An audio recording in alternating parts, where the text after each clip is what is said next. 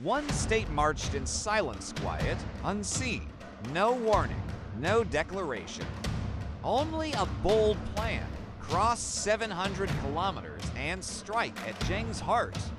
But another state was already waiting in the mountains. Who was the hunter? Who was the prey? The end came faster than they expected, and far more deadly. It was the spring and autumn period. The Zhou king still sat on the throne, but the true power belonged to the feudal lords. Among them, the state of Qin was rising rapidly in the west. In the spring of 627 BC, Qin's chancellor Baili Shi offered a daring plan. Strike east and seize the momentum. Attack the state of Zheng. Zheng is rich, its walls aged, and the lords of the central plains will be caught off guard. Duke Mu of Qin agreed. He dispatched an army led by three top generals, Meng Ming, Xiguo, and Bai Yibing, on a bold raid toward Zheng. From Qin's capital Yang, the army marched east. Their route wound through the lands of Hua and the Zhou royal domain. Over 700 kilometers of hidden movement. This was not a siege. It was a lightning strike. But though secretive, their route passed through the small state of Hua. And Hua noticed. The lords of Hua debated. If Zheng falls, the central plains will tremble. But if we keep silent, we may be next. Eventually, Hua made a silent choice.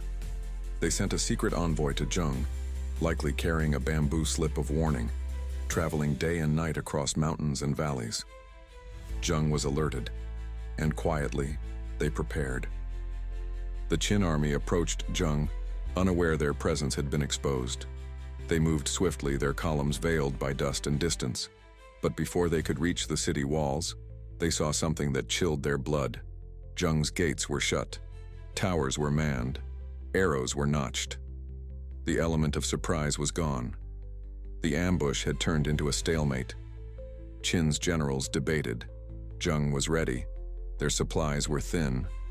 There was only one choice: withdraw. And so, without a battle, Qin's mighty raid turned into a long retreat west. But that wasn't the end of the story. It was merely the beginning of a new danger. One that lurked not at the gates of Zheng, but in the mountain passes they had to cross on their way home. In the state of Jin, news arrived that Qin had tried and failed to strike Zheng. Some advised caution. Let them return. Why make enemies unnecessarily? But one man stood up, General Xianzhen. Let them go. They just marched 700 kilometers across our land. That alone is war. Then he spoke words that would echo through time. We must not meet them in the open. Though tired, they are still well formed. Strike them in the mountains. Let foot soldiers take the lead. Trap them in the passes. Turn their retreat into a grave. The Duke of Jin agreed. Xianzhen called on their tribal allies, the Zhangrong, who knew the mountain terrain like the lines of their own hands. They were masters of close-range battle and ambush warfare. The plan was set. At the narrow corridor between East and West Xiao Mountains, the Jin army laid in wait. The Xiao Pass was ideal. Rugged cliffs, narrow trails, only one route through.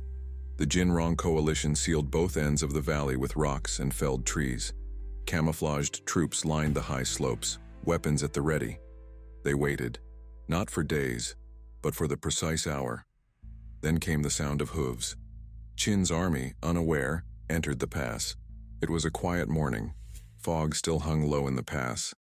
The Qin troops had no reason to worry, only tired limbs and the thought of home. Then, a horn. Shrill and sudden, it echoed through the cliffs. Then came thunder, drums, then death, arrows. Jin soldiers poured down the cliffs, trapping Qin forces inside. The front ranks tried to retreat. The rear ranks hadn't even entered the valley. The narrow path became a slaughter pen. Boulders rolled from above. Arrows fell like rain. Spears drove from the sides. Some Qin soldiers tried to fight back, but their formations were broken. Horses had no room to charge.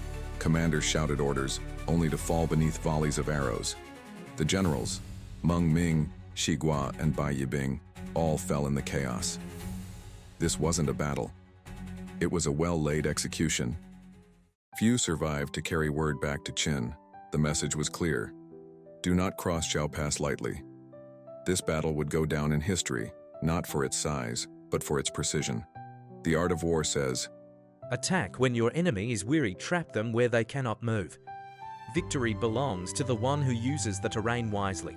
in the Valley of Xiao, these principles came alive. The Jin didn't win because they were stronger. They won because they were patient, observant, and wise.